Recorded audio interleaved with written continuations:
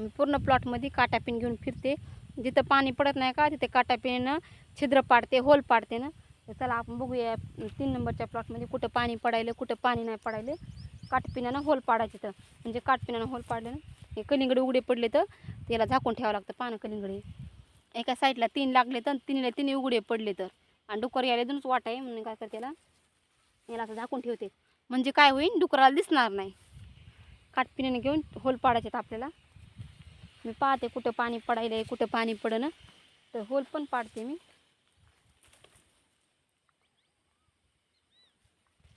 इकडे पाणी पडायले. लास्ट नळी आहे का, लास्ट नळी आहे का त्यालाच पाणी पडत नाही. पा इथे पण कलिंगड उघडे पडले ते पा, इथे पण कलिंगड उघडे पडले ते पा. दोन्ही पण उघडे पडले ते पा. रात्री खूप वारं होतं त्यामुळे वाऱ्यामुळे दोन्ही कलिंगड उघडे पडले. तर याला काय करते मी, वेल्यानं झाकून ठेवते.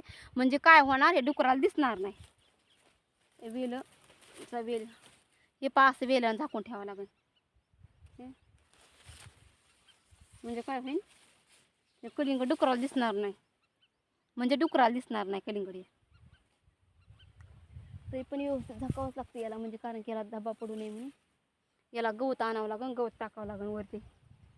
ते काँग्रेस आहे, थोडंसं काँग्रेस टाकते मी तोडून. हे काँग्रेस म्हणजे काय होईल, वेलाला टाकावं लागेल. पा इकडे साईडला ज्वारी दिसते का, पा ज्वारी कशी पाडली डुकरानं. खूपच ज्वारी खराब केली डुकरानं. तर चला पाहूया आपण पुढं पण कुठे पाणी पडायले, कुठं पाणी पडणं. इथे पण पाणी पडायले इथे पण पाणी.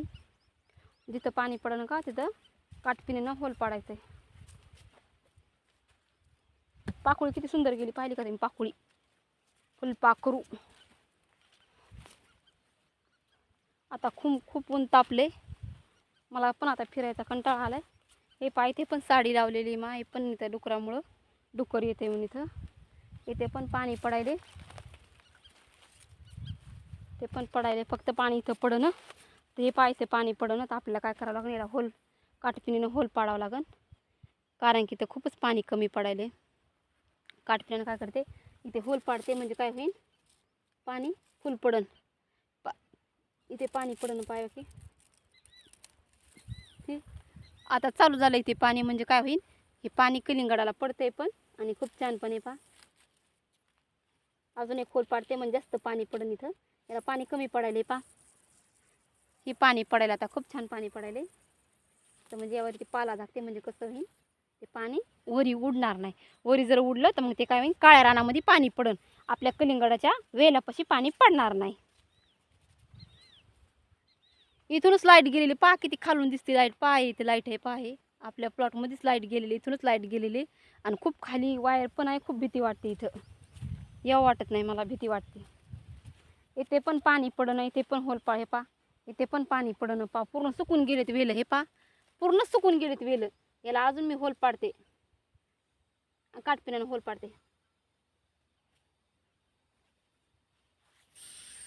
म्हणजे काय आहे, पाणी पडते पा. आता पडायले पाणी, थोडं पडते पाणी. आता जास्त पडत नाही, थोडं. इथे पण पाणी पडणं, इथे पण काटपिण्यानं होल पाडावं लागते. म्हणजे काय होईल पा, जास्त बाहेरच चाललंय पाणी. खूपच बाहेर चाललंय ते पाणी प्लॉटच्या बाहेर. म्हणजे कसं होईल, काळ्या रानात पाणी चाललंय आणि पूर्ण प्लॉटमध्ये पाणी पडलं पाहिजे असं होल पाडायचं आहे आपल्याला.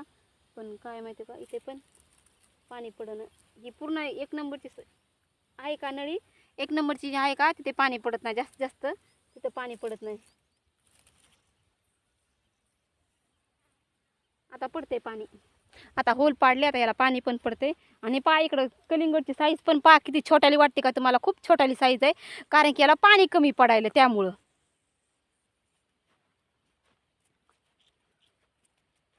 इथं पूर्ण सुकून गेलेत पा. इथं पूर्णच सुकून गेलेत पहा, किती सुकले ते झाडं. हे खूप खराब झाले. तर याला पण आता पाण्याची आवश्यकता खूपच कमी आहे. तर मी आता याला टाचपिण्यानं होल पाडते.